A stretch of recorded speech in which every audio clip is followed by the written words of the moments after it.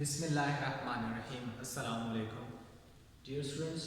आज के लेक्चर में हम लोग किसी इवेंट की नॉन अकरेंस की प्रोबेबिलिटी फाइंड करना सीखेंगे, यानी कि किसी इवेंट के ना होने की प्रोबेबिलिटी क्या है और वो कैसे फाइंड की जाती है, ये आज हम लोगों ने सीखना है जी। उसके लिए फॉर एग्जांपल देखें कि हमारे पास है कि जो सैंपल स्पेस है उसमें जो एलिमेंट्स की तादाद है वो लेट कर लेते हैं कि n है, और जो इवेंट a है यानी कि जो इवेंट a है उसके जो फेवरेट आउटकम्स है ये हमारे पास कितने हैं जी, r के बराबर है।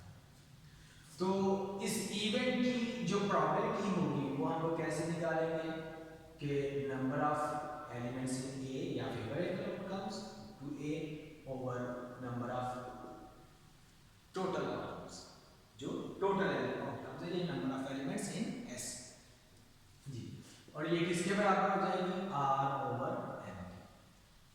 अब ये हमारा टारगेट क्या है कि हम लोगों ने A के ना होने की प्रोबेबिलिटी फाइंड करनी है कि वो कैसे फाइंड की जाए। जैसे कि आप लोगों को पता है कि जो कंप्लीमेंट है वो क्या देता है, उसके अलावा जो अदर एलिमेंट्स हैं वो देता है। तो इसी तरह से अगर मैं ये करूं कि A का कंप्लीमेंट ले लूं तो A का कंप्लीमेंट हमें क्या देगा, S के वो वाले एलिमेंट्स जो A में नहीं है। तो इसका मतलब क्या होगा कि हमारे पास कौन से एलिमेंट्स आएंगे जो कि A के लिए फेवरेबल नहीं है। तो A के नॉन फेवरेबल जब हमारे पास एलिमेंट्स आ जाएंगे तो उनको हम टोटल एलिमेंट से डिवाइड कर देंगे तो हमारे पास क्या आ जाएगी, इसके ना होने की प्रोबेबिलिटी आ जाएगी जी। और देखिए कि n ऑफ a बार, यहाँ पे कंप्लीमेंट को किसके तौर पर लिखेंगे हम, बार के तौर पर। ये n ऑफ a बार ये किसके बराबर होगा, तो जो टोटल एलिमेंट्स हैं इसमें से हम a के जो एलिमेंट्स हैं उनको उनकी तादाद को माइनस कर देंगे तो हमारे पास a कंप्लीमेंट के एलिमेंट्स की तादाद आ जाएगी जी। देखिए n ऑफ s हमारे पास कितने हैं कि n, और इसमें कितने एलिमेंट्स हैं, इसमें r एलिमेंट्स हैं। अब हमने इसकी प्रोबेबिलिटी, ये क्या है a का कंप्लीमेंट यानी कि जो a नहीं है वो है, और ये हमें फिर क्या देगा, a की नॉन अकरेंस की प्रोबेबिलिटी। इससे हम लोग a की नॉन अकरेंस की प्रोबेबिलिटी फाइंड कर लेंगे, यानी probability of non occurrence of a is equal to number of elements favourable to non occurrence of a over number of elements in sample space जी। ये n माइनस r है और n of s कितने हैं, ये n है। अब इनको अलग-अलग डिवाइड कर दें, ये हमारे पास 1 के बराबर आ जाएगा, और ये क्या है, ये है प्रोबेबिलिटी ऑफ a। तो यहां से हमें पता चला कि अगर आपके पास किसी इवेंट की प्रोबेबिलिटी है तो उसको आप क्या करोगे, 1 में से माइनस कर दोगे तो आपके पास कौन सी प्रोबेबिलिटी आएगी, इसके ना होने की। यानी कि कोई इवेंट कि उसके वकूअ पज़ीर होने की कितने चांसेस हैं, वो अगर आपके पास हैं तो उसके ना होने के चांसेस आप कैलकुलेट कर सकते हैं, और उसका तरीकाकार क्या होगा, उसके जो होने के चांसेस हैं उसको आप 1 में से माइनस कर दोगे जी। नेक्स्ट हमारे पास एक्सरसाइज का क्वेश्चन नंबर 3 है। इसमें क्या है कि एक्सपेरिमेंट देयर आर, जो एक्सपेरिमेंट किया गया है उसमें 5 ग्रीन और 3 रेड बॉल्स हैं in a box. 1 ball is taken out, एक बॉल को हम लोगों ने उसमें से निकाला है, और इवेंट्स जो है वो क्या है, द बॉल इज ग्रीन, यानी कि जो इवेंट होना चाहिए वो क्या होना चाहिए कि जो हमने उसमें से बॉल निकाली है वो ग्रीन होनी चाहिए। इसी तरह से दूसरा क्या है कि द बॉल इज रेड, यानी कि ये 2 सवाल है, एक ये वाला द बॉल इज ग्रीन के लिए हम लोगों ने निकालनी है प्रोबेबिलिटी, और एक इसके लिए हम लोगों ने निकालनी है रेड बॉल के लिए निकालनी है जी। तो इसका सॉल्यूशन,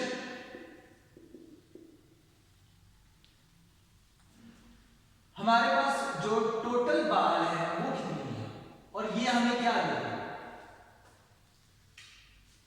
ये हमें देगा n ऑफ s, यानी कि सैंपल स्पेस के एलिमेंट्स की तादाद। सैंपल स्पेस क्या होगी, जो टोटल बॉल्स है, जितनी बॉल उसमें मौजूद है, और इसमें कितनी बॉल मौजूद है, 8। कैसे, 5 ग्रीन और 3 रेड, यानी कि 5 + 3, तो ये हमारे पास टोटल कितनी बाल्स हैं, ये हमारे पास 8 बाल है। और ये हमारे पास क्या आ गया, number of elements in sample space. जी नेक्स्ट क्या है, हम लोग लिख लेते हैं कि इवेंट है हमारे पास E1 कि बाल इज ग्रीन, कि जो बाल है ये क्या होनी चाहिए, ग्रीन होनी चाहिए। तो कितनी बाल ग्रीन है आपके पास, 5, यानी कि फेवरेबल आउटकम्स आपके पास कितने हुए, 5। यानी कि जब आपने बॉक्स में हाथ डाला, हाथ डाल के आपने कोई बाल निकाली तो वो ग्रीन होनी चाहिए, ये वो कह रहा है। तो आपके पास कितनी ग्रीन बाल है उस बॉक्स में, 5। अगर उन 5 में से कोई एक निकल आई तो वो कौन सी होगी, वो ग्रीन होगी। तो आपके पास जो फेवरेबल है वो कौन से हैं, 5, यानी कि उन 5 में से कोई निकल आए तो फिर आपका जो इवेंट है वो ठीक रहेगा। तो इसमें आपके पास नंबर ऑफ एलिमेंट्स इसमें कितने हैं आपके पास, ये 5 है। तो इसकी जो प्रोबेबिलिटी है ये आपके पास किसके बराबर आ गई, number of elements in E1 over number of elements in S। तो E1 में कितने हैं, ये 5 है, और S में कितने हैं, ये 8 है। इसी तरह से जो सेकंड वाला है उसमें क्या कर रहे हैं, द बॉल इज रेड, तो उसके लिए हम लोग क्या लिख लेंगे, यहां पे हमारे पास इसको अब हम लोग लिख लेंगे कि ये क्या है, इवेंट E2 है और द बॉल इज क्या है, रेड। और इसके लिए फेवरेबल कितने होंगे, कितनी बाल आपके पास रेड मौजूद है, 3 बाल जो है ये रेड है। तो ये कितने आ जाएंगे आपके पास फेवरेबल आउटकम्स, ये 3। और इसकी प्रोबेबिलिटी अब आपके पास क्या आ जाएगी, प्रोबेबिलिटी ऑफ E2, ये सेकंड पार्ट कर रहे हैं, प्रोबेबिलिटी ऑफ E2 ये हमारे पास आ जाएगी n of E2 over n of S। तो ये 3/8 ये इसकी प्रोबेबिलिटी आ जाएगी।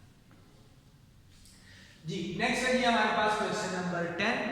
इसमें एक्सपेरिमेंट क्या किया जा रहा है कि a coin is tossed 4 times, the top shows event क्या है, जिनके सारे हेड आने चाहिए, और दूसरा क्या है कि 2 हेड हो और 2 ही टेल हो। हम लोगों ने कितने, एक कॉइन को 4 दफा उछाला, एक कॉइन में जब ये एक्सपेरिमेंट किया जाता है कि कॉइन को उछाला जाता है तो हमारे पास कितने आउटकम्स आते हैं, 2। और हमने उसको कितनी दफा उछाला, 4। तो क्या करेंगे हम लोग, टोटल आउटकम्स कैसे निकालेंगे कि जितने एक्सपेरिमेंट में, एक एक्सपेरिमेंट में टोटल आउटकम्स होते हैं और जितनी दफा आपने उसको दोहराया वो आपने उसकी पावर में लिख देना है। यानी इस तरह से, क्योंकि जब हम लोगों ने टास्क का एक्सपेरिमेंट करना, उसको उछालना, तो हमारे पास कितने आउटकम्स आते हैं, 2। कितनी दफा उछाला, ये इसकी पावर में लिख देंगे, और इसको सॉल्व करेंगे तो ये हमारे पास कितने बन जाएंगे, ये 16 बन जाएंगे। और ये कौन सी 16 होंगी, ये मैंने यहाँ पे लिख दी। जब हमने टास्क करना है कॉइन को तो हो सकता है पहली दफा जब हम उछाले तो हेड आ जाए, दूसरी दफा उछाले तो फिर क्या आ सकता है, हेड आ सकता है, तीसरी दफा फिर हेड आ सकता है, और चौथी दफा फिर हेड आ सकता है। ये हम लोगों ने देखी।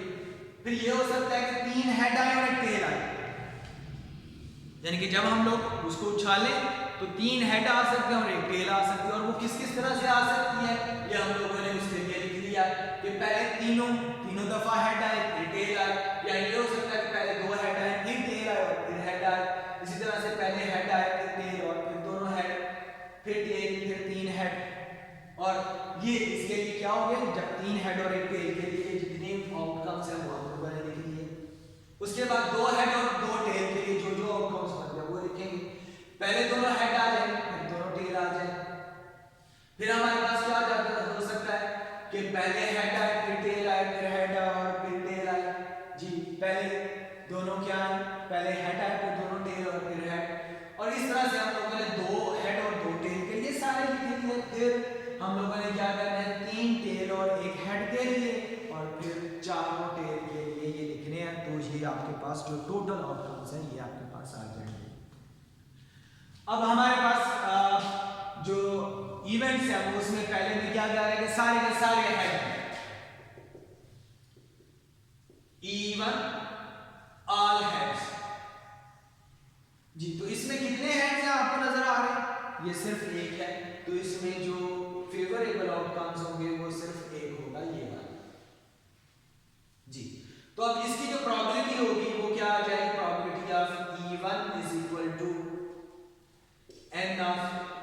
E1 over n of s, n of E1 कितने की ये 1 है और n ऑफ s कितने की हमारे पास 16। तो इसकी प्रोबेबिलिटी जो है ये हमारे पास क्या आ गई है, ये 1 ओवर 16 आ गई है। इसी तरह से सेकंड के लिए बात करते हैं। सेकंड क्या है, उसके लिए क्या लिखेंगे हम, E2 2 heads and 2 tails। अब आप देखेंगे यहाँ पे 2 हेड और 2 टेल में कितने आपके पास चॉइसेस बनती हैं, एक ये वाली है, एक ये है, एक ये वाली है, ये है और ये। कितनी बन रही है, ये 5 बन रही है। तो फिर n ऑफ E2 जो है ये हमारे पास कितना होगा, ये 5 होगा। और इसकी जो प्रोबेबिलिटी होगी हमारे पास, प्रोबेबिलिटी ऑफ E2 ये किसके बराबर हो जाएगी, 5 ओवर 16 की। तो इस तरह से हम इसकी प्रोबेबिलिटी फाइंड करते हैं। आज के लिए इतना ही काफी है। नेक्स्ट लेक्चर तक के लिए अल्लाह हाफिज।